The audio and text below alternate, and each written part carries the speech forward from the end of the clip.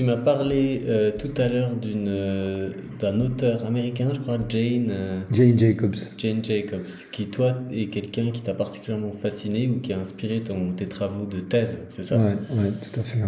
Et moi je la connais pas très bien, et qu'est-ce que tu pourrais me dire sur elle? C'est vraiment une femme très intéressante. À l'origine, on peut dire que c'est une sorte de journaliste. C'est pas une professionnelle, c'est pas une universitaire. Et elle s'est intéressée à la ville au départ par intérêt personnel, parce qu'elle habitait à Greenwich Village, à New York. Donc un quartier à l'époque qui était socialement assez mélangé, je crois. C'est-à-dire qu'on peut dire qu'il y avait une sorte de gens qui étaient un peu bobos comme elle, peut-être. Et en fait, le concept de bourgeois bohème ou de la gentrification en ville est ancré un peu en fait, dans l'histoire de Greenwich Village et donc elle a été militante à Greenwich Village parce que on prévoyait à l'époque de faire pénétrer une autoroute dans Greenwich Village. Ah oui, ok. C'est un urbaniste qui s'appelle Robert Moses qui a fait beaucoup de bruit. Attends, à quoi ça ressemble Greenwich Village? Donc moi je suis allé une fois à Greenwich Village, je crois, quand j'étais à New York, mais en gros c'est des townhouses, quoi, c'est-à-dire ces maisons new-yorkaises qui font 3 ou 4 étages, peut-être. Avec une volée d'escalier devant, c'est ça, souvent? Peut-être bien, je sais pas dans le détail, mais c'est un quartier qui avait un certain cachet historique déjà à l'époque, peut-être. Mais bon, le New York de 1905, des années 50, c'était quand même un New York extrêmement... c'était pas gentrifié du tout, quoi, hein, je pense. À part des quartiers bien circonscrits comme, je sais plus... Upper East Side, Upper West Side. Les avenues chics, là, hein, qui étaient plutôt bordées de grands immeubles, d'ailleurs, je crois. Et puis bon, il devait y avoir des résidences de luxe. Enfin... Toujours est-il qu'elle voyait dans Greenwich Village un tissu urbain très mélangé à la fois, c'est pas simplement socialement, mais en termes, et peut-être pas principalement socialement, c'est moi qui dis ça. Elle n'en parle pas tant que ça, c'est plutôt dans les usages, c'est-à-dire que c'est un bout de ville où il y a des artisans, des commerces, du résidentiel, c'est un bout de ville très représentatif de ce que c'est que la ville. Et à l'époque, on est dans les grandes transformations urbaines que les Américains ont poussé le plus loin. Et notamment les autoroutes pénétrantes. C'est-à-dire qu'elles ne sont pas simplement des rocades, mais elles pénètrent de l'extérieur de la ville dans la ville. Ouais. Donc elles sont, à premier degré, elles sont super destructrices parce qu'il faut ménager l'emprise de l'autoroute, donc il faut détruire des quartiers. Ouais. Et bien entendu, en général, on choisit les quartiers les moins reluisants. Et ça se superpose à la volonté de nettoyer, de rénover, la rénovation urbaine qui a eu lieu dans nos villes aussi, c'est-à-dire des quartiers dits insalubres, qu'on élimine complètement, et puis on fait des grands ensembles dedans. Mais bon, ça peut être aussi une autoroute.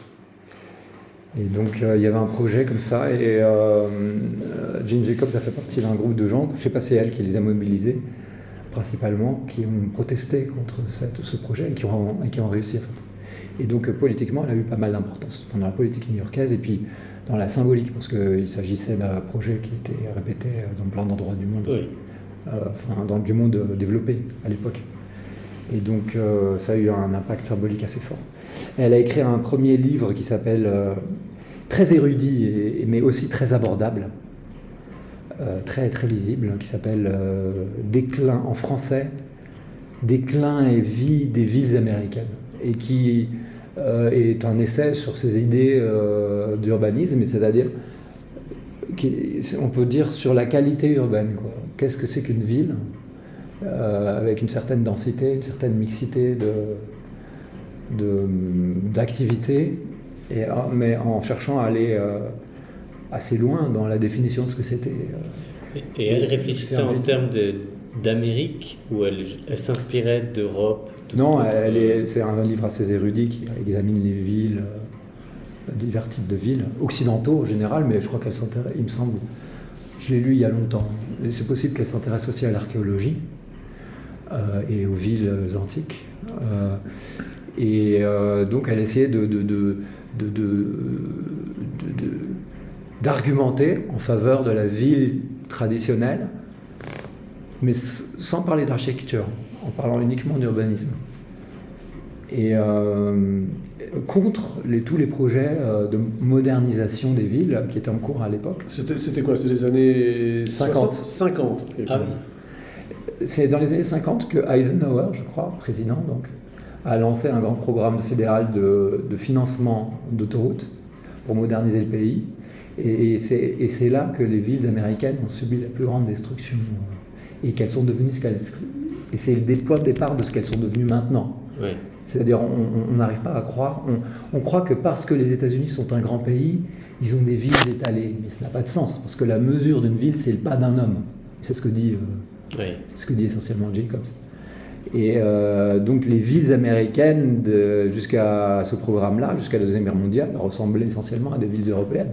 Elles étaient plus récentes, donc elles n'avaient pas de quartier moyenâgeux, mais elles n'étaient pas foncièrement différentes dans leur structure. Après, elles peuvent avoir des architectures un peu particulières, quoique fortement inspirées d'Europe de toute façon, mais dans leur structure urbaine, elles étaient très, très semblables. Elles étaient des villes assez denses, compactes, avec des commerces en bas, des ateliers, des habitations en haut, des ateliers, des petites usines et des déplacements à cheval et à pied et à vélo à l'époque, et un petit peu en voiture à partir des années 20. Et en fait, le fait de faire rentrer des grandes autoroutes à l'intérieur des villes, au premier degré, comme je disais, ça détruit les quartiers qui sont sous les autoroutes, qui sont souvent des quartiers très intéressants, même si ce sont des quartiers défavorisés, mais justement qui entretiennent, qui sont vitaux pour toutes ces populations défavorisées qui habitent dedans. Et puis, deuxièmement, ça introduit toutes les voitures dans la ville, un flot de voitures, et donc il faut accueillir ce flot de voitures, souvent par des parkings. Oui. Et donc, quand on voit des photos avant-après, il y a un compte Twitter qui fait ça. Avant-après, donc avant, c'est les années 40. Ah oui. Avec des photos aériennes déjà. Ouais. Et donc on peut prendre les mêmes photos aériennes ou bien au niveau de la rue. C'est effrayant, vraiment effrayant, la destruction des centres-villes américains par les parkings, essentiellement par les parkings. C'est-à-dire que des immeubles, des pâtés entiers d'immeubles bourgeois, prospères, commerciaux, des immeubles art déco, art nouveau, etc., de plusieurs générations d'architecture du 19e jusqu'au 20e, ont été éradiqués pour y mettre des parkings. Oui. C'est vraiment extraordinaire. Et Un tel masochisme urbain, c'est impressionnant, quoi. en fait, ouais, d'après ce que j'ai compris, et tu confirmeras si c'est vrai, c'était pas tellement la volonté d'individus, mais des règles d'urbanisme qui ont été mises en place, où on disait il faut X pourcentage de parking. Et donc, en fait, c'est pas tellement du masochisme, mais c'était plus une bureaucratie, où tout à coup, il faut X, donc voilà, tout ce qui passe, tout ce qui dépasse, on coupe. Et il y a aussi un peu ce paradoxe de la règle qui est censée vouloir bien faire et puis qui en fait détruit. Ouais, mais là, c'est pas tu disais que c'était des programmes fédéraux, donc ce sont des. C'est pas des règles abstraites, tu vois, c'est des projets particuliers. C'est de l'argent. Alors, je pense qu'il y a deux facteurs, et qui sont des facteurs de modernisme. C'est-à-dire, il y a le fait que l'État fédéral est puissant et riche, et notamment, probablement grâce à la Deuxième Guerre mondiale, puisque les guerres renforcent les États, qui gagnent en tout cas, et renforcent la fonction étatique dans la nation. Et donc, l'État commence à se mêler d'autres choses, du fait de sa puissance, de son expertise aussi. Que cette expertise soit pertinente ou pas. Il y a le New Deal auparavant aux États-Unis. Il y a eu le New Deal. Où ils commencent à faire des infrastructures. Ils avaient déjà commencé à faire ce genre de choses, effectivement. Il me semble qu'il y a une raison particulière liée à la Deuxième Guerre mondiale. Parce que parfois, il y a des moyens qui sont employés pendant la guerre qui doivent être ensuite réemployés en temps de paix. Et ça crée des problèmes. Notamment, un exemple, c'est l'épandage d'insecticides aux États-Unis sur les cultures, qui était un programme, en même temps, une sorte de programme de réemploi des aviateurs de la Deuxième Guerre mondiale. Ah oui. Ensuite, il y a eu le problème de reloger tous les soldats et leurs familles de façon correcte pour les récompenser de leur performance. Donc dans des lotissements en banlieue. Donc il y a aussi a beaucoup contribué au développement des banlieues. Donc c'est complémentaire, hein, le développement des banlieues et puis le développement des autoroutes. Je ne sais pas s'il y a une cause technico-économique spécifique au développement des autoroutes liées à la guerre, je ne m'en rappelle plus. Donc il y a ces moyens financiers et technologiques qui cherchent un emploi. Oui. Et ça fait une sorte de, comme on dit en français, de l'argent gratuit un peu pour les municipalités qui en manquent toujours, comme on sait. Oui. Mais le deuxième, c'est sans doute aussi une culture et une mentalité de modernisation. C'est-à-dire qu'on voit l'automobile et le développement des infrastructures comme un bienfait, comme un pur bienfait, et un moyen de développer l'économie locale. Ouais. On s'était parlé la dernière fois justement de la pyramide de Ponzi qui a, dans les villes américaines où elles sont extrêmement endettées puis elles continuent de s'étendre. Et entre-temps, j'ai revérifié quel était le mécanisme exact. Et c'est le suivant, c'est que l'État fédéral donne des subventions aux villes américaines pour s'étendre. Aux communes. Pour s'étendre. Et donc, elles, en fait, gratuitement, elles vont construire des nouvelles routes, nouveaux réseaux, nouveaux quartiers. Voilà, égouts, tout le système. Les gens vont aller s'installer là. Elles vont recevoir des impôts de ces gens. Et puis, après, l'État ne vient pas pour entretenir, mais en réalité, tous ces gens qui sont très très loin des villes en fait, ne payent pas suffisamment d'impôts par rapport aux infrastructures qui sont nécessaires pour les desservir. Oui. Et après pas mal d'années, la commune se retrouve endettée dans le rouge parce qu'en fait, elle n'a pas les moyens d'entretenir tous ces endroits, tous ces quartiers éloignés. Et donc, elle va construire. Oui, donc on va ailleurs. On va construire encore un peu plus loin pour pouvoir avoir des nouvelles personnes qui vont payer des impôts, qui vont pouvoir financer. Il y a aussi le fait que quand les infrastructures se dégradent, le prix du foncier va se dégrader et donc des classes socio-économiques inférieures vont venir s'installer et vont dégrader encore plus la situation fiscale. Ah oui. Donc le système est condamné à se déplacer. Oui, mais il y a un autre paradoxe, c'est que finalement parce qu'en fait peut-être que ce que tu dis où là il y a un appauvrissement des quartiers. En réalité, ces quartiers pauvres, ça reste quand même la périphérie des centres-villes, downtown, et en fait eux ils se retrouvent comme si on calcule un peu la proportion d'impôts qu'ils payent à la municipalité, à la commune, c'est quand même en proportion moins par rapport à ce qu'ils utilisent comme infrastructure. C'est-à-dire que eux, comme ils sont relativement proches du centre et qu'ils vont très rarement à l'autre bout de la banlieue, eh bien, c'est pas vraiment, en fait, c'est plutôt ces gens pauvres qui ont tendance à financer les gens riches que ces gens riches à l'extérieur qui vont effectivement financer eux-mêmes l'infrastructure nécessaire pour habiter si loin. Oui, il y a un vieux contraste centre-périphérie dans les villes américaines où depuis longtemps le centre est occupé par des populations défavorisées alors que les populations prospères migrent en banlieue. Oui. Donc c'est ça dont tu parles, je crois. Oui. Mais dans la banlieue elle-même aussi, il me semble, au fur et à mesure que les quartiers sous-financés se dégradent, leur population évolue aussi.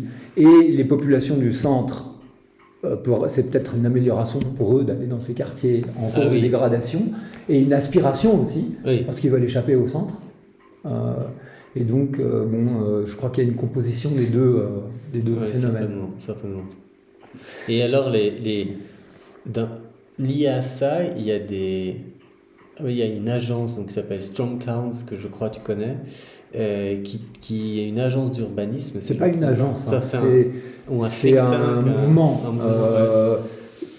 Et alors, je sais pas quelle forme il revêt, mais bon, c'est une sorte d'association. Oui, je crois qu'il propose aux communes des services un peu à la manière de Jane Jacobs, de repenser leur modèle non seulement, évidemment, pour se débarrasser de cette pyramide de Ponzi, si c'est possible, mais également pour redonner un certain dynamisme dans leurs finances, parce que s'ils repensent bien les choses, ils vont pouvoir corriger cette tendance. Et ces gens-là de Strong Towns proposent des cartes qui montrent en fait les revenus et puis les coûts de chaque quartier, et ils montrent en fait un peu en 3 dimensions une carte, et c'est assez incroyable de voir que les quartiers ou les rues qui rapportent énormément d'argent, etc. De revenus fiscaux.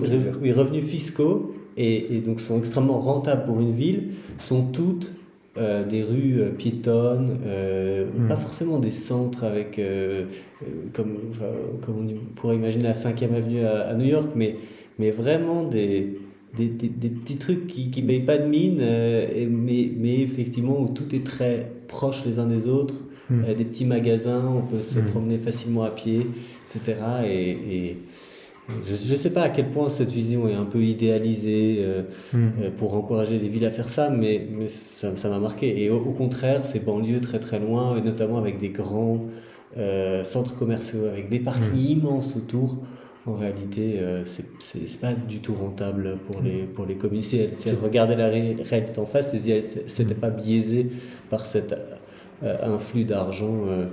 Alors il faut savoir que c'est pas clair, je crois, scientifiquement.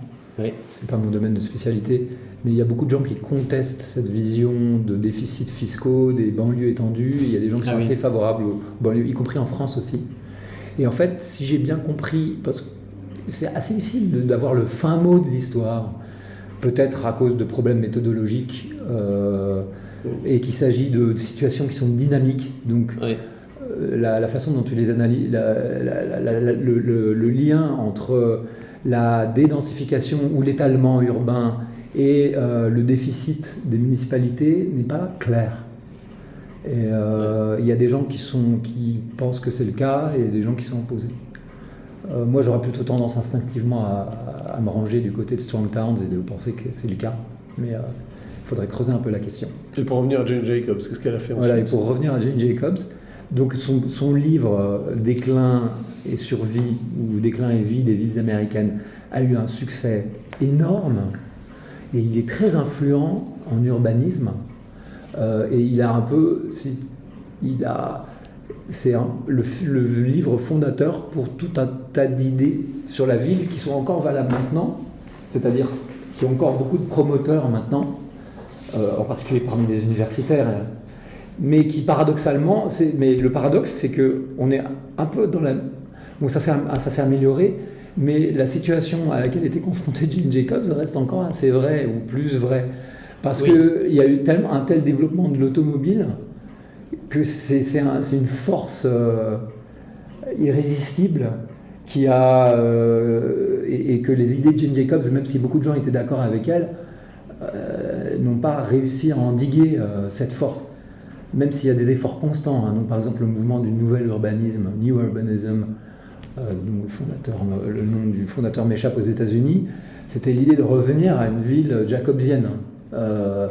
Avec, dans la ville jacobsienne, il y a le concept de compacité, j'appellerais ça, c'est-à-dire une certaine densité d'usages différents, et puis une dimension humaine des rues, des immeubles et des quartiers et des pâtés de maisons. Elle donne des mesures précises. Par exemple, elle dit qu'il ne faudrait pas qu'un pâté des maisons dépasse 100 mètres de côté, ou un truc comme ça, ou 50 mètres, qu'il y ait des traversantes pour passer d'un côté du pâté de maison à l'autre. Elle parle de la hauteur, du nombre d'étages. Elle parle de la hauteur, mais non, enfin, elle peste contre ce qu'elle appelle les tours dans le parc, c'est-à-dire le programme de Le Corbusier.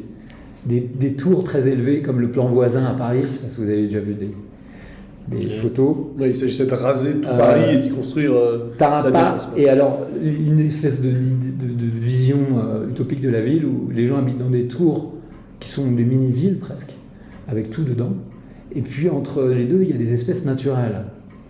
Et en fait, bon, elle peste contre cette vision et elle donne plein d'exemples précis pour montrer comment, en réalité, quand on fait ça, c'est la cata, c'est la catastrophe. Et donc, elle a une vision de la ville où la ville est beaucoup plus. Dont la résolution est beaucoup plus fine et dynamique, avec des choses qui évoluent. Et en particulier, donc le grain de la ville est plus fin. Et la ville est plus variée. Donc il y a des vieux immeubles, il y a des nouveaux immeubles, par exemple. Ça, c'est un point très important qu'elle met en relief dans son livre. Il y a un lien avec le concept très à la mode de la ville du quart d'heure qui circule dans les... Certainement, les gens qui prônent la ville du quart d'heure peuvent tirer des arguments de chez Jane Jacobs, mais elle a pas cette... elle parle pas de quart d'heure. Et puis, elle n'est pas très dogmatique. Donc, elle ne conteste pas la présence de l'automobile en ville non plus. Mais elle pense, je crois, donc j'ai lu son livre il y a longtemps déjà, mais que si on garde à la ville, à l'urbanisme, des formes relativement traditionnelles, ça va naturellement endiguer la présence de l'automobile. Parce qu'elle sera en concurrence avec les autres usages. Je ne sais pas si elle le dit exactement dans ces termes-là.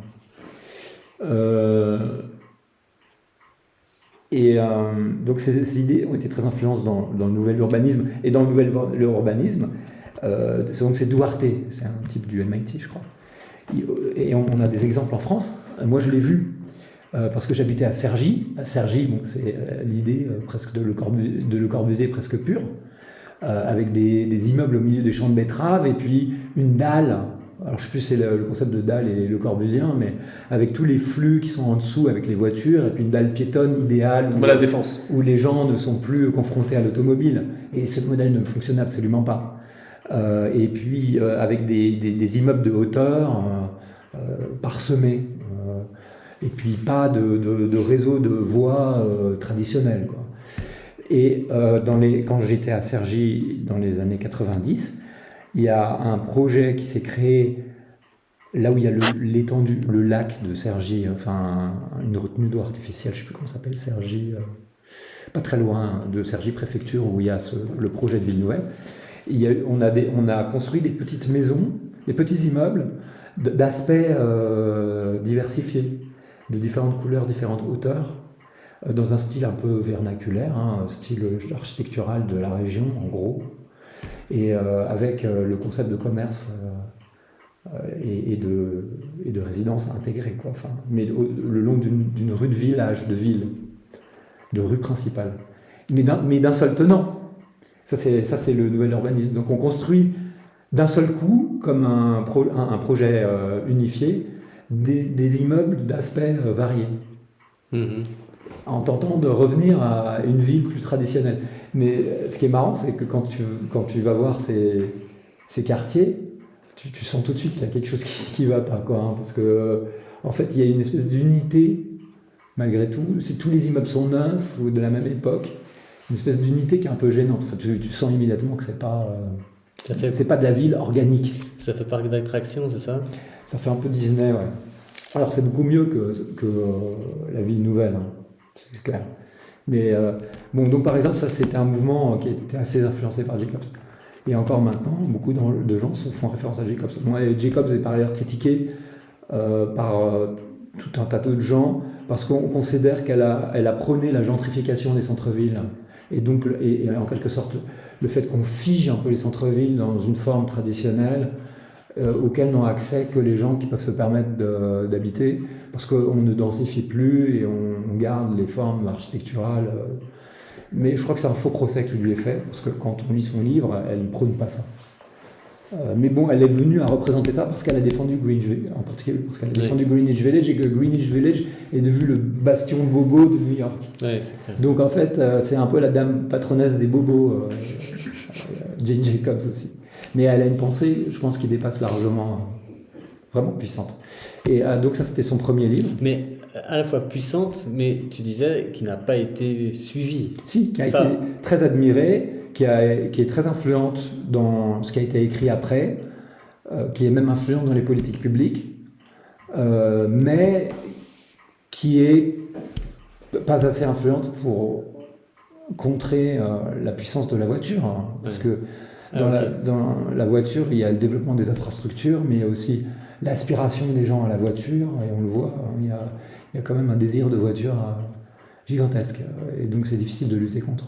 Et la ville, avec autant de voitures, c'est pas la ville jacobsienne, en particulier aux États-Unis. Donc aux États-Unis, les écrits de Gene Jacobs n'ont pas empêché le développement de toutes les freeways dans toutes les villes, et puis après le développement des parkings à la sortie des freeways, et puis le développement des malls, et puis ce que tu disais, l'étalement par quartier, subdivisions de faible densité à l'Ista. Ouais.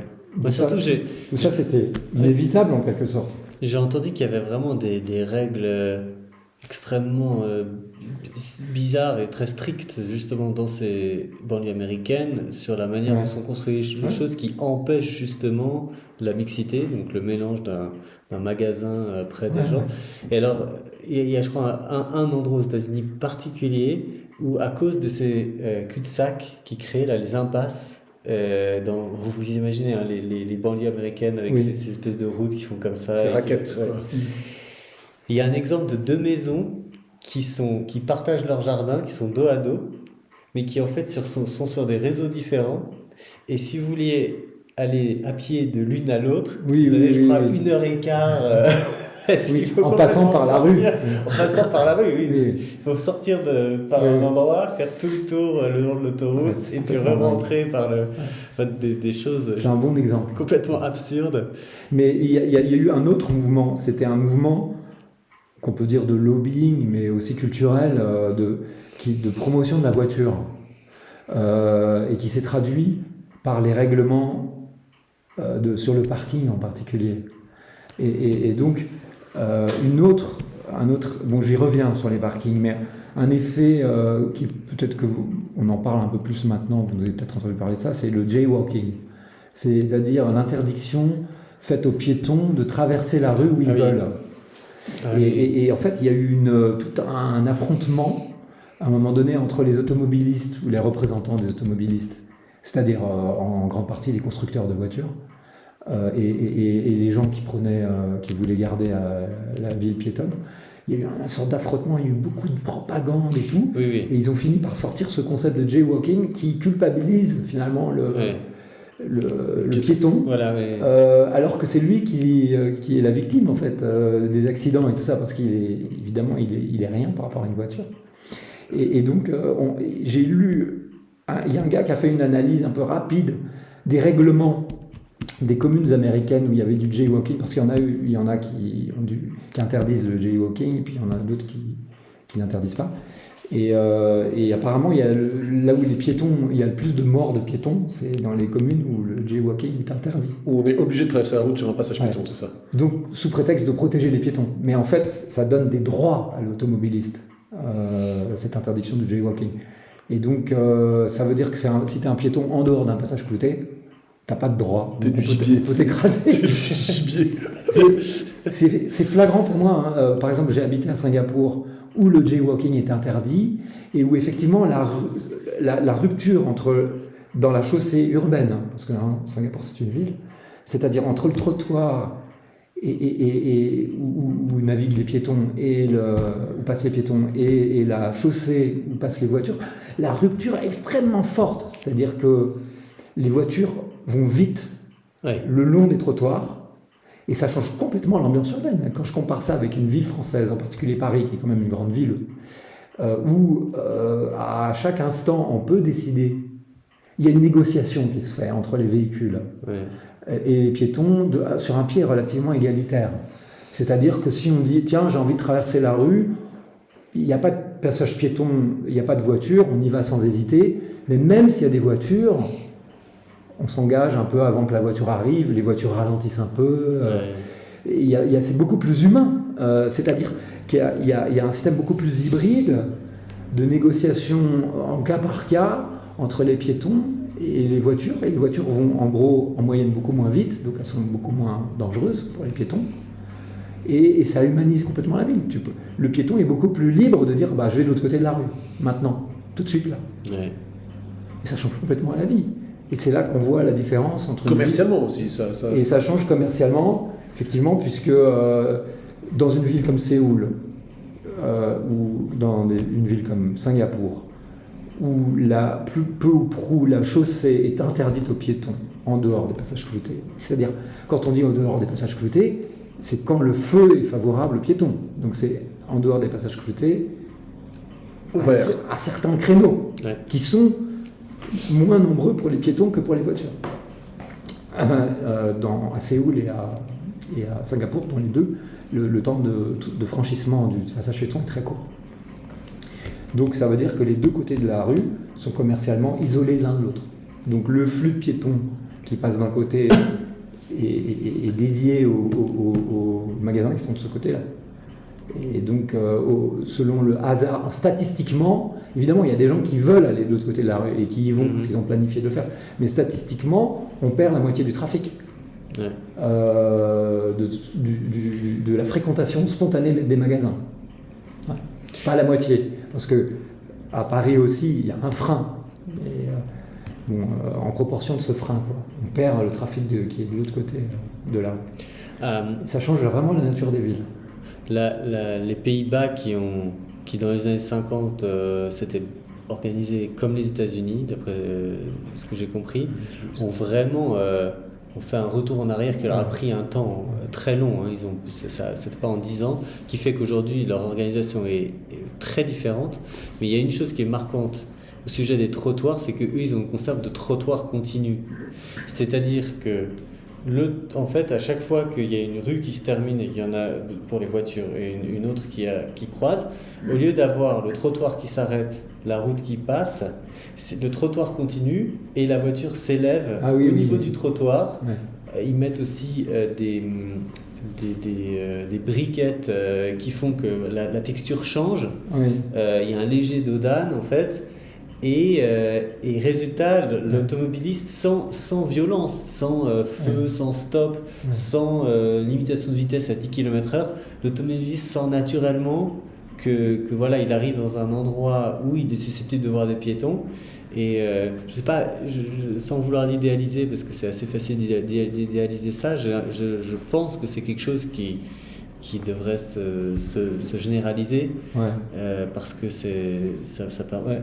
Il faudra mettre en lien une vidéo qui décrit une espèce de plan voisin à Amsterdam qui a failli avoir lieu. Oui. Tu la connais? Où il fallait construire des autoroutes qui arrivaient dans Amsterdam à la place des canaux. Et c'était un Américain qui a pondu ce plan. Et alors, il y a une petite partie qui a été réalisée, qui donne une idée de ce que ça aurait été. Puis finalement, ça s'est heureusement, je sais plus, il y a eu un mouvement populaire, je pense, qui a bloqué ça et qui a interrompu le remettre. Ouais. Parle-nous des autres ouvrages de Jane Jacobs et des autres réflexions qu'elle a pu avoir. Jane Jacobs, elle a écrit ensuite un livre, je crois que c'est son deuxième livre, en 1969, qui s'appelle L'économie des villes.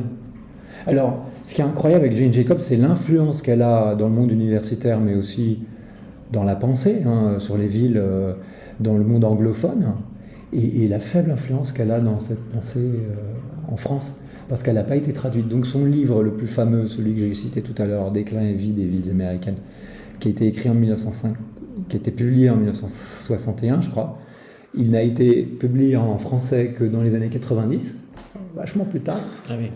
Et le deuxième dont je parle, là, il n'a pas encore été publié en français. Et bon, il est beaucoup moins influent que le premier, mais il est très influent dans ma discipline, qui est la géographie économique. Et puis il est influent dans l'aménagement du territoire, ce qu'on appelle regional planning aux États-Unis. Donc, ce qu'on peut regrouper sous l'acception, enfin le terme de développement local, développement économique local. Il est très influent, économie des villes. Et là, elle parle plus de l'organisation physique et l'interface entre l'organisation physique et l'organisation sociale des villes, mais elle parle de la croissance des villes et le rôle des villes dans la croissance économique. Et donc, je trouve cet ouvrage absolument génial aussi, il est très puissant. Et elle examine les villes depuis très longtemps. Alors, c'est plus controversé ce qu'elle présente, parce qu'elle fait des hypothèses assez fortes. Alors elle les justifie très bien, mais c'est pas une scientifique. Enfin, elle n'a pas une démarche scientifique au sens où elle a pas de preuves empiriques de ce qu'elle avance. C'est déductif, quoi. c'est inductif ou déductif, mais il n'y a pas de... Elle apporte pas des preuves. Elle apporte des preuves documentaires, elle apporte tout un tas d'indices documentaires. C'est très convaincant, hein, et ça me convainc. Et ça convainc beaucoup de gens. Bon, c'était d'ailleurs une des raisons à l'époque où il y a des gens qui appelaient Jane Jacobs la femme au foyer, par dérision, parce que elle n'avait pas de diplôme. Enfin, c'est une femme éduquée, mais je veux dire, elle n'avait pas un doctorat, elle n'était pas prof à l'université. Donc on pouvait mettre de côté ce qu'elle racontait, quoi, si on était un universitaire, ce que n'ont pas manqué de faire plein d'universitaires à l'époque. Mais bon, comme c'était très bien argumenté et très convaincant, elle a eu une influence énorme par la suite, y compris sur les universités. Et donc dans son livre, elle prend les villes comme le moteur de l'économie. Elle dit, l'économie, c'est les villes, c'est la même chose. À une époque, dans les années 60, il faut se représenter que la science économique, on est en plein dans l'économie classique qui se base sur les États-nations, qui prend les États-nations comme la mesure, l'alpha et l'oméga de l'économie, et qui regarde les comptes de l'État-nation, le PIB et tout ça, comme on continue à le faire. Hein. Mais donc, ce qu'elle a dit dans son livre, elle parle pratiquement pas des pays. Elle passe complètement sous silence. Elle dit non, là. L'économie, ça commence dans les villes, ça continue dans les villes, ça passe. Elle dit il y a les centres économiques mondiaux sont des villes. Elle parle, c'est Venise, ensuite c'est Londres, Amsterdam ou Londres, et ensuite c'est New York. Et elle explique ça très bien, et c'est vrai. Et donc, d'ailleurs, c'est facile à comprendre. La ville, c'est une concentration d'activités. Donc, c'est une bonne échelle d'analyse de l'économie. Bon, après, c'est contesté, hein, ce que je dis. Mais, donc, elle explique un mécanisme selon lequel la ville est un moteur économique par sa concentration d'activités. Et ça a été énormément repris, et ça s'appelle les économies de Jacobs, ça a pris son nom. C'est-à-dire que sa thèse, c'est que la diversité, enfin telle qu'on la formule aujourd'hui, parce que si on la lit, c'est plus riche que ça, mais pour simplifier, et telle qu'on formule aujourd'hui les économies de Jacobs, c'est la diversité des activités économiques concentrées en un endroit favorise l'innovation. C'est-à-dire que l'exemple et la présence de diverses activités permet d'imaginer de nouvelles combinaisons. Si vous pensez à Schumpeter, il avait défini l'innovation comme de nouvelles combinaisons de ressources. C'est-à-dire des ressources qu'on connaît, mais combinées d'une nouvelle façon. Ce qui est assez différent. Ces définitions de l'innovation, elles sont assez... en fait, c'est pas conventionnel. Hein. C'est une représentation de l'innovation qui est bien connue, qui a été énormément explorée, mais la représentation dominante de l'innovation, c'est il y a de la connaissance et on fait de nouvelles combinaisons de connaissances. Et on obtient un nouveau concept qui est de la connaissance. Et c'est ça l'innovation. Ce qui est une définition assez réductrice, puisque quand on a un nouveau concept, on n'a pas encore un nouveau produit, hein, et on n'a pas un nouveau marché non plus. D'accord. Donc les gens, quand ils parlent de Jane Jacobs, ils ont tendance à se concentrer sur le côté de la connaissance. La vision des différentes activités donne de nouvelles idées, et c'est donc une innovation. Enfin, je coupe un peu les cheveux en quatre, je pense, pour cette discussion, mais c'est parce que c'est mon dada. Moi, j'avais lu chez Hayek, je pense que c'était chez Hayek, que la raison d'être des villes était économique. C'est parce que c'était la division du travail qui pouvait avoir lieu de façon la plus intense, et que les hommes se regroupaient dans des villes parce qu'ils pouvaient échanger, c'est ça. Et il avait même, je crois qu'il fait remarquer que de toutes les villes créées par Alexandre le Grand, toutes les Alexandries, il y en a eu beaucoup qui ont été créées, ou des noms semblables, les seules qui ont survécu à travers de l'Afghanistan à la Grèce et à l'Égypte, ce sont les villes qui avaient une raison d'être économique, et toutes les autres qui étaient des marchés, en fait.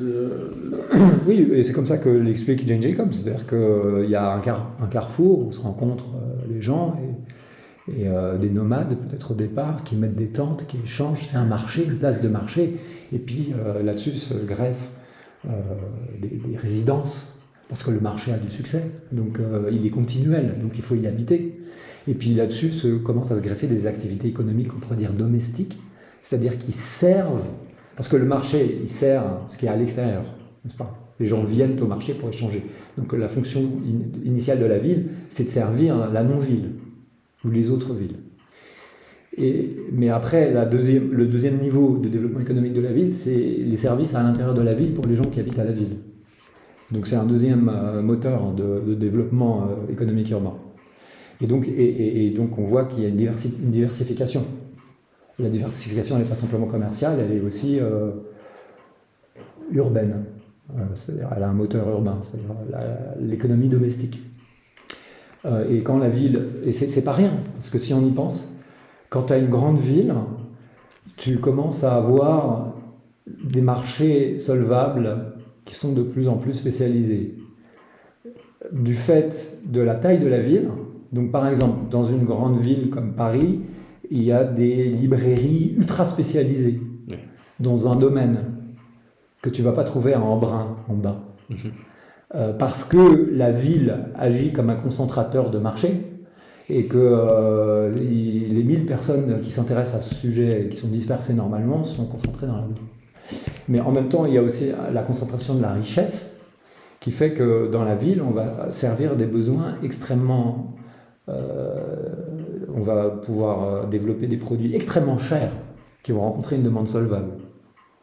Et donc, on a un facteur de diversification, mais c'est aussi un facteur d'innovation, puisque les innovations, au départ, ont besoin de gens solvables pour les acheter, parce qu'elles sont très chères au départ.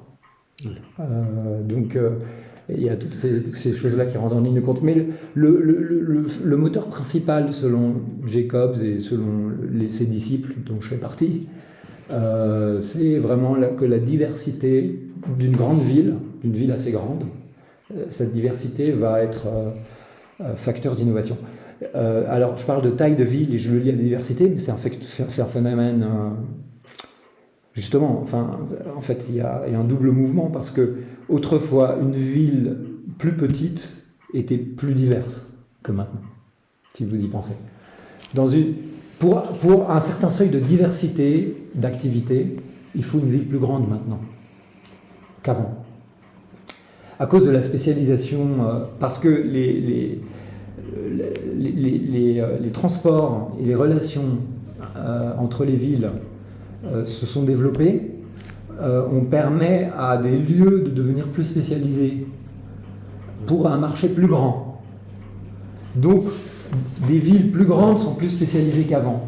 Alors qu'avant, une ville de taille moyenne devait pourvoir à tous ses besoins avec un moulin, de la métallurgie, textile, de la charpente, du textile, en veux-tu en voilà, et tout un tas de commerces.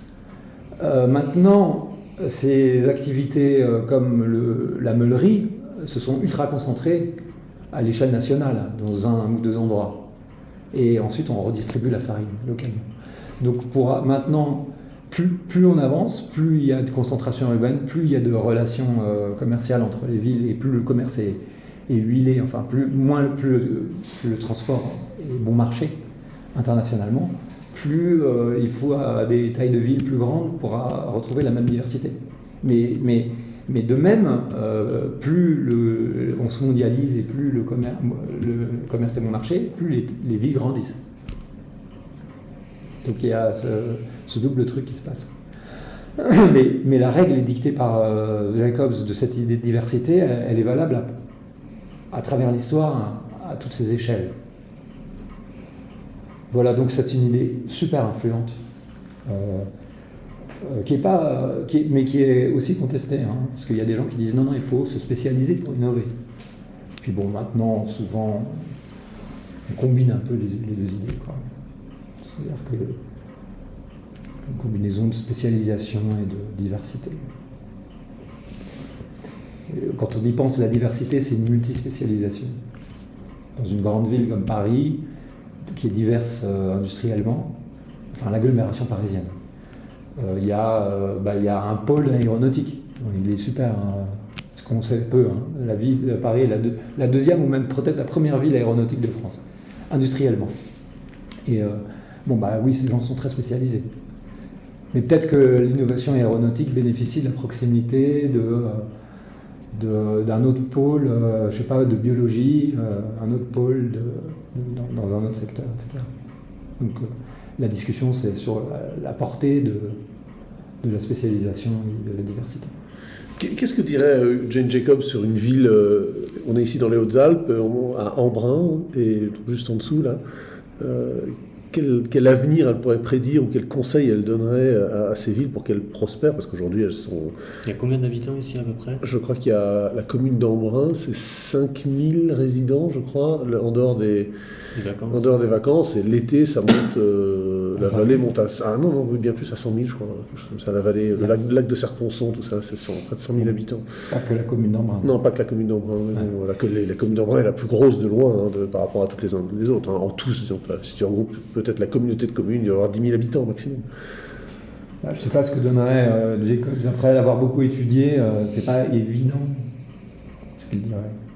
Ou peut-être qu'il faudrait que je la relise, mais c'est pas facile de répondre à cette question. Et la question des petites villes et des villes moyennes en France est une question qui préoccupe beaucoup de monde. C'est l'angle de ma question. Ouais.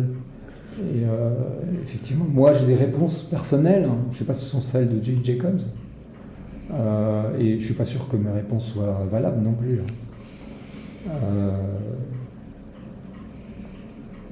Et j'ai du mal encore à les formuler. Ça c'est ce que je disais la dernière fois, essayer de trouver un juste milieu entre le commerce entre les villes et le développement harmonieux des villes. Dans une hiérarchie de villes où il y a des grandes villes, des moyennes villes, des petites villes, et où pour l'instant c'est plutôt les grandes villes qui tirent leur épingle du jeu parce qu'elles ont une position privilégiée dans ce réseau international de commerce et de déplacement, de gens aussi. Donc les gens qui sont hautement qualifiés, qui sont assez mobiles, ici ils vont à Marseille, ils vont dans les grandes villes. Donc les qualifications sont présentes dans les grandes villes et pas dans les petites villes. Comment les petites villes peuvent échapper à ça? Enfin, ici, la prospérité, pour autant qu'elle n'est pas très évidente, mais enfin, elle existe, on le voit dans l'immobilier, c'est le tourisme. C'est ça, oui, c'est très spécialisé. Alors qu'Embrun avait beaucoup plus de choses avant. Alors bon, c'était pas une ville très prospère non plus, comparativement même à son époque. Même à l'époque où elle était plus diversifiée, je veux dire. Parce qu'elle n'a pas une position géographique évidente. Et puis elle est dans un pays qui n'est pas très prospère, du point de vue agricole. Je sais pas, moi j'ai le sentiment que la reprise en main par les petites villes et les moyennes villes de leur destin économique passe par la reprise en main des infrastructures par les municipalités. Voilà ma réponse. Mais je ne sais pas si c'est la bonne. Ça c'est intéressant, on avait commencé à en parler un peu. Par exemple, un facteur, comme on l'a dit, un facteur d'affaiblissement des villes, c'est leur étalement, qui est en grande partie impulsé par la puissance de l'État central qui est capable de mobiliser beaucoup d'argent et de le déverser sur ces villes. Donc ces villes, c'est de leur faute, mais aussi c'est ce qu'elles veulent faire, mais elles bénéficient de rentrées d'argent qui sont peut-être indues économiquement, c'est-à-dire que c'est pas de l'argent local, et qui les amène à développer les infrastructures à outrance. Ici, ça va être les petites routes de montagne qui sont d'une qualité extraordinaire, parce qu'elles sont payées par le département, qui lui-même bénéficie de lois de financement spécial, parce que c'est, je sais pas, la loi montagne ou des choses comme ça. Il y a de la péréquation en jeu. C'est ça, voilà, c'est ça. Et donc ici, on est capable d'habiter très loin, enfin d'habiter à un quart d'heure en voiture du centre de cette petite ville, et de descendre à toute blinde le long de la route, parce que la route est d'excellente qualité. Ça, voilà. Mais il y a aussi les liaisons intervilles qui sont financées par l'État et qui sont peut-être surdimensionnées par rapport à ce que les villes elles-mêmes financeraient. Et puis c'est pas une question seulement de dimension, c'est une question de qualité.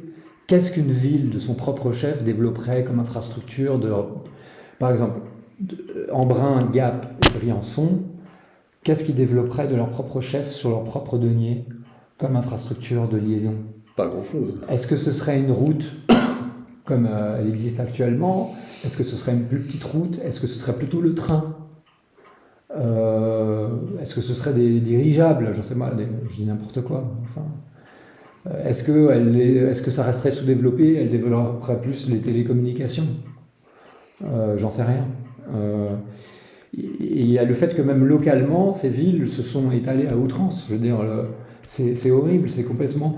Je veux dire, à son échelle, Embrun souffre largement des maux qu'on a décrits pour les États-Unis. C'est-à-dire que le zonage, alors on n'en a pas parlé, mais aux États-Unis, il y a un zonage extrêmement fin qui amène ce que tu disais. C'est-à-dire que d'abord une séparation des usages très très nette, mais c'est pas seulement... Explique ce que c'est que le zonage. Donc les usages de la ville, c'est en gros le résidentiel, le commercial et l'industriel. Et puis les loisirs éventuellement. Et puis le troisième, le quatrième, c'est l'agriculture. Ouais. Et après, bon, ça subdivise. En particulier aux États-Unis. Les États-Unis ont poussé ça à un degré étonnant, je crois beaucoup plus loin que nous, où ils feuillettent les usages. Alors ils définissent le résidentiel pour une seule famille, le résidentiel pour multifamille, mais d'une certaine taille, ensuite encore plus de familles. Et puis le commercial de bas... de rez-de-chaussée, de basse hauteur, le commercial de moyenne hauteur, le commercial la logistique, l'industrie machin truc. Ils ont des trucs hyper feuilletés, donc qui amènent à une ségrégation monstrueuse des usages dans la ville.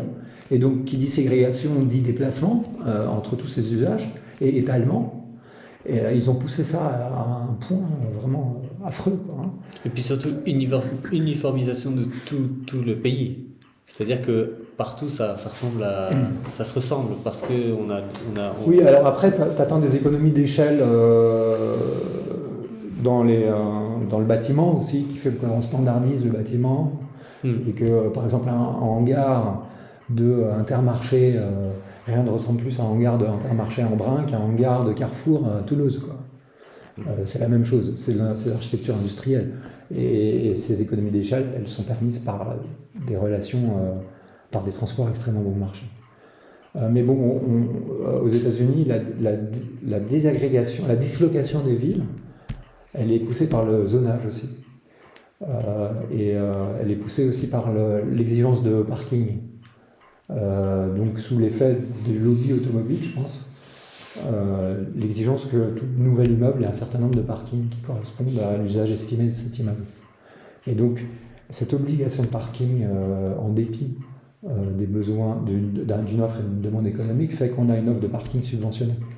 Comme un véhicule est stationnaire 80% du temps, en fait, c'est l'économie du parking qui définit largement l'économie du véhicule. Contrairement à ce que pensent les gens, parce que les gens pensent « quand je roule, je dépense de l'essence et c'est ça qui me coûte ».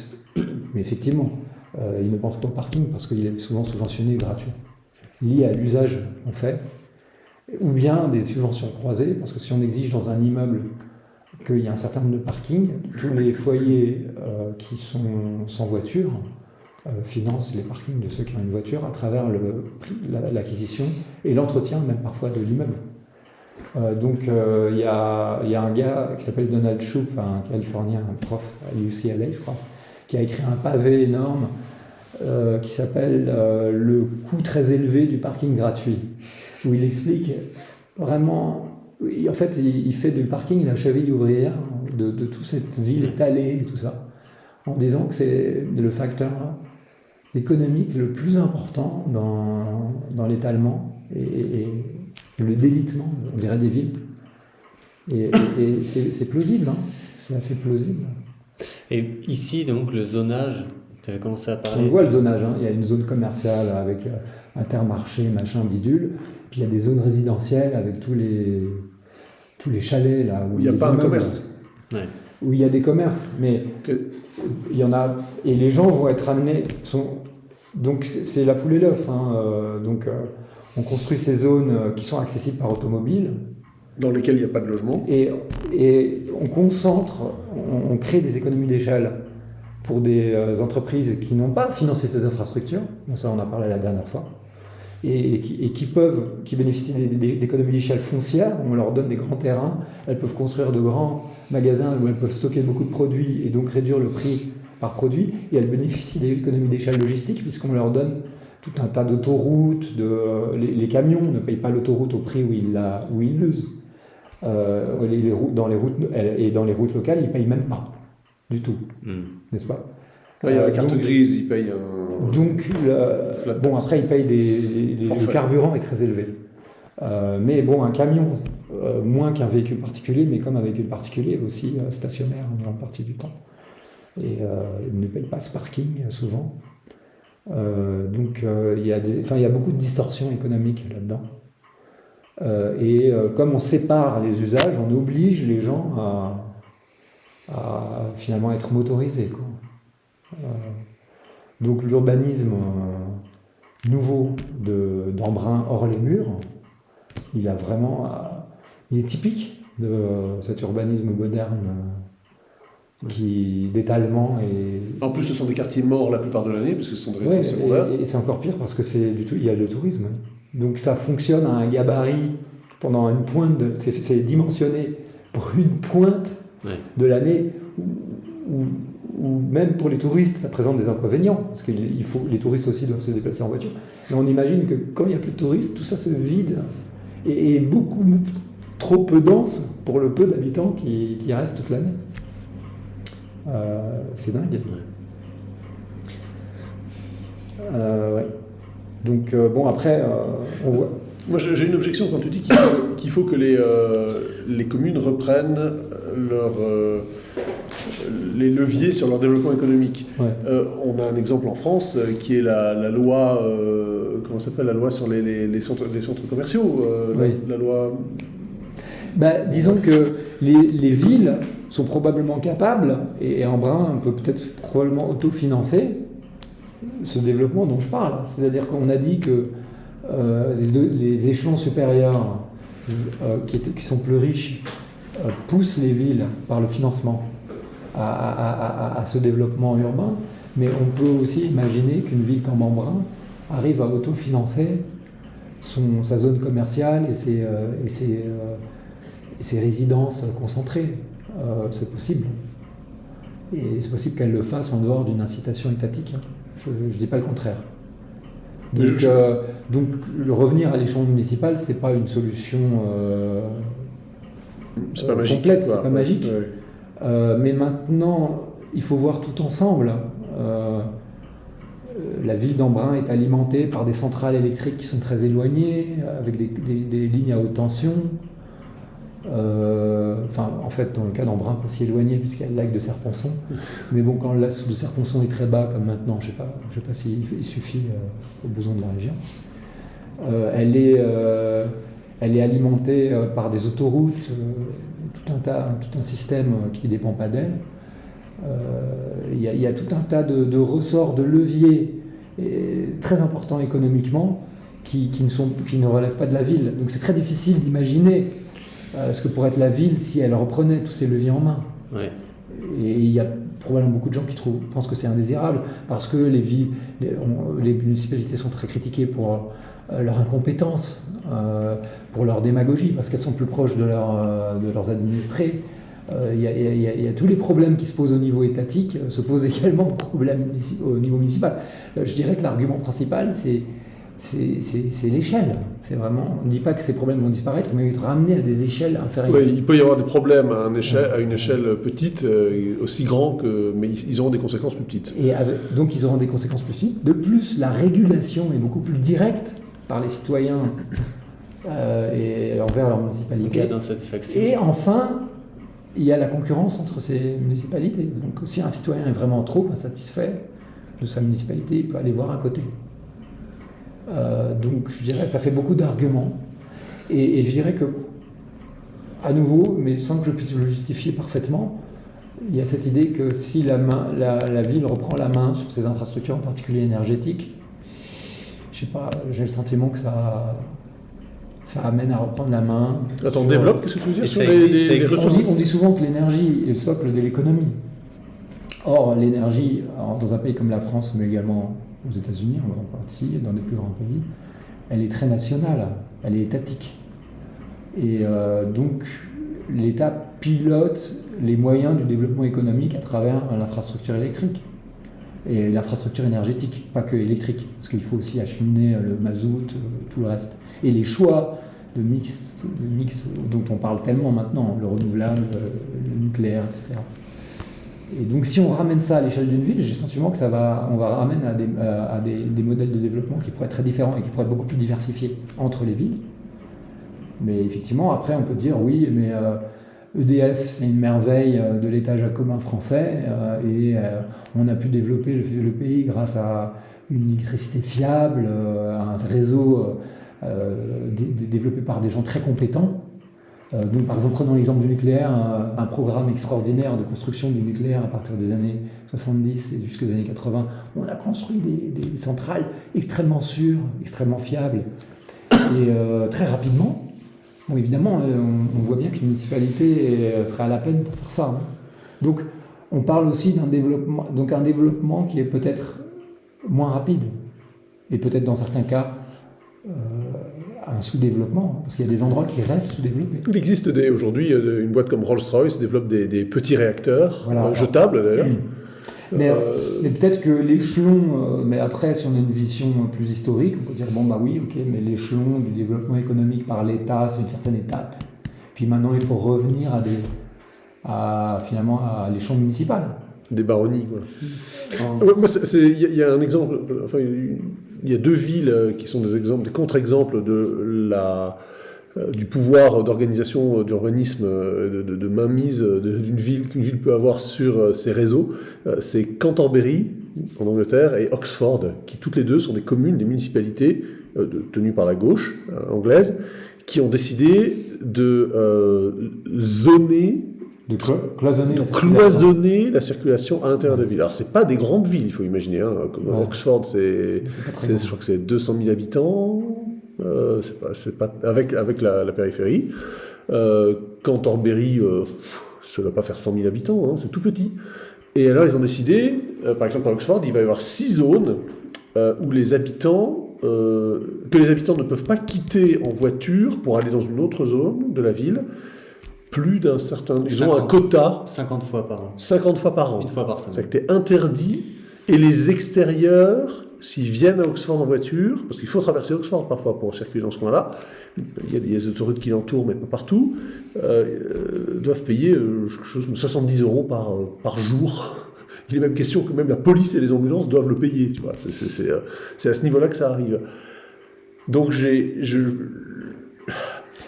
c'est l'argument classique des jacobins français contre les baronnies, contre les féodalités locales. Parce que elles sont... alors, le contre-argument, c'est que, oui... laissons Oxford faire ce qu'elle veut, et puis si les gens sont pas contents, ils peuvent déménager à Cambridge. Exactement, ils peuvent changer de maire. Oui, moi, ce serait ma réponse. Oui. Mais bon, après, sur la mesure spécifique et son effet, moi, comme je l'ai dit, je ne suis pas favorable au développement de l'automobile. Mais il se trouve que maintenant, la forme, la structure des villes, là où les gens habitent et où les gens travaillent en particulier, ça reflète l'existence de la voiture, qui représente 60% des trajets dans une agglomération, dans une métropole. Une métropole, c'est défini par les liens de dépendance économique entre le lieu de résidence et le lieu de travail. C'est comme ça qu'on définit une métropole. Et le fait même de la métropole est lié à la voiture. C'est-à-dire que le fait même qu'on puisse travailler assez loin de là où on habite au sein de ces métropoles, il y a la voiture. Et donc, dans ces métropoles, 60% des trajets, c'est la voiture. Et c'est probablement difficile à réduire, parce que c'est pas rentable de faire du transport en commun pour substituer ces trajets à un certain niveau de densité. Et donc, étant donné cet état de fait, cloisonner les métropoles économiquement, au transport en voiture, c'est agressif comme mesure, c'est très agressif. Ça veut dire que certaines personnes sont empêchées de se rendre à leur lieu de travail, ou à tout le moins qu'elles sont empêchées de changer de lieu de travail au sein de cette métropole, de changer d'employeur. Parce que leur employeur se trouverait dans une zone différente de celle où ils résident. C'est un peu l'idée... Et on parle de zone de 15 unités à l'heure. Oui, c'est ça à peu C'est près. à peu Alors, près peut-être- 15 minutes. Peut-être qu'à long terme, cette mesure, elle amène à redéfinir la ville d'une façon moins dépendante de l'automobile, mais à court terme et à moyen terme, elle empêche peut-être des gens de travailler. Donc c'est assez cruel, c'est inhumain.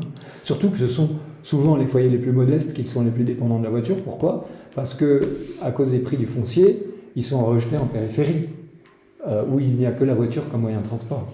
Alors que les centres-villes où on peut se déplacer à pied sont très chers et donc accueillent les classes supérieures. Donc on peut aussi dire que c'est une mesure qui est inégale dans son effet redistributif, comme on dit. Distributif. Cette gestion communale de l'électricité, elle existe en Suisse, où les grandes villes possèdent ce qu'on appelle des services industriels et livrent à la fois l'électricité et même parfois l'Internet aux habitants, mais sous forme souvent de monopole. Alors, à Lausanne, par exemple, il n'y a pas de monopole sur l'Internet, quoique ça dépend peut-être de l'endroit où on habite, il y a peut-être des rues où il y a le monopole, mais en tout cas, il y a un monopole de l'électricité. Alors, évidemment, il doit y avoir une politique fédérale en Suisse pour l'énergie, parce que ça m'étonnerait que les communes aient financé les barrages qui sont surtout dans des vallées très reculées en montagne, et les centrales nucléaires, quoique ils en ont fermé, je crois, 2 ces dernières années, enfin celles qui étaient dans la partie francophone, et puis je crois qu'il en reste 3 qui sont quasiment Autour de Zurich. Autour de Zurich, en Argovie.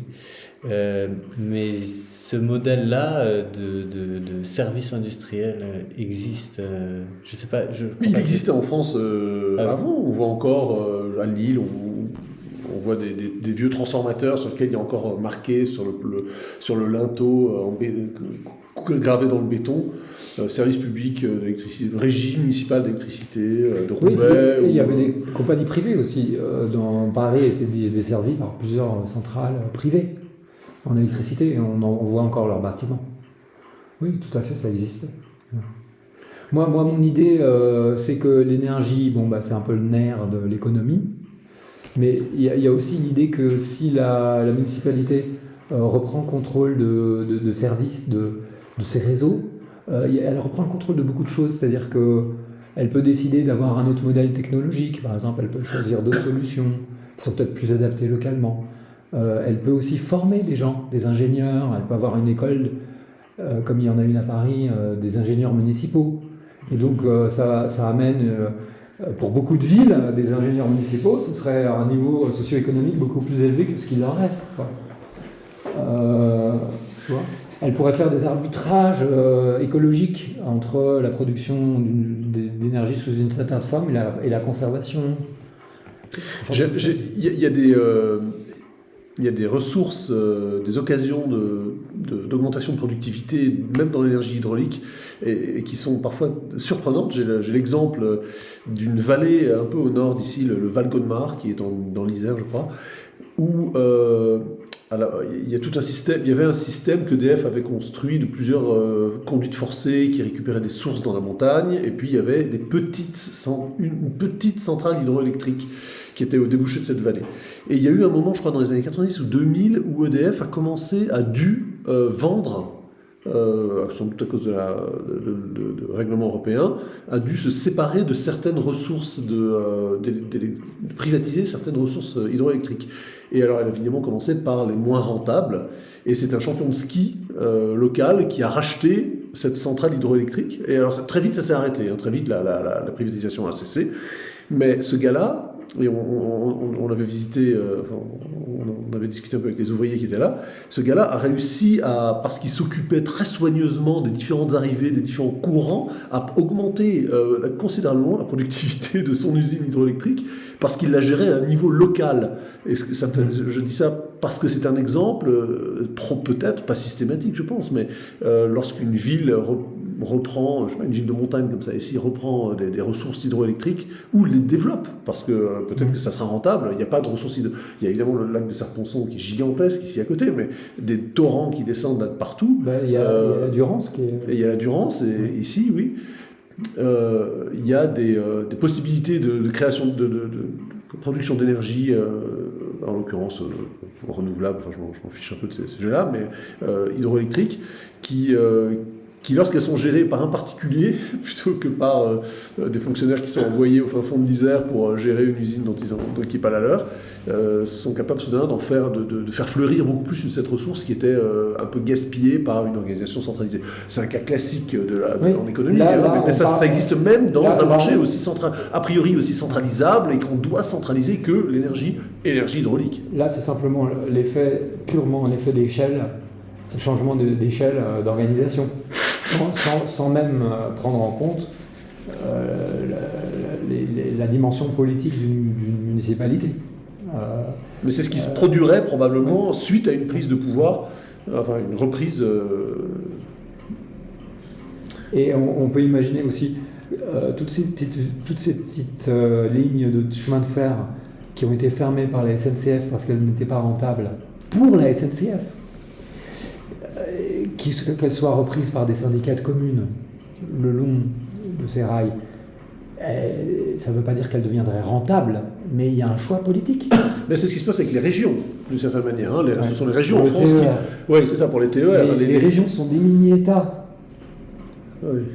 La région, c'est le jacobinisme à l'échelle de la région, n'est-ce pas ? C'est pas les municipalités. Donc, je sais pas, la SNCF a dû fermer au moins la moitié de son réseau. Et on dit toujours oui, mais ça n'était pas rentable. Mais il y a deux réponses à ça. Il y a le fait que d'abord, la SNCF est une grande organisation inefficace, et que donc ce qui n'était pas rentable pour la SNCF aurait peut-être pu l'être pour un autre opérateur qui aurait pu imaginer d'autres modèles d'affaires pour ces lignes. Et deuxièmement, le fait que même si en dehors de la SNCF c'est non rentable, la décision revient à l'échelon local de la fermeture ou du maintien de ces... Donc pourquoi pas une municipalité ou un groupement de municipalités pourrait continuer à subventionner une ligne. Comme c'est de toute façon le cas à l'échelon national. Même maintenant, il y a des lignes qui sont subventionnées. Mais redescendons-le. Et on aurait peut-être pu préserver une plus grande partie de ce réseau magnifique, très serré, à maille très serrée, et extrêmement écologique, s'il est électrifié. Mais même s'il n'est pas électrifié, je crois que c'est plus écolo que la route. Soit avec des modèles d'affaires plus inventifs ou plus efficaces, soit avec des municipalités qui ont choisi localement, avec l'assentiment de leurs administrés, enfin des citadins, de financer.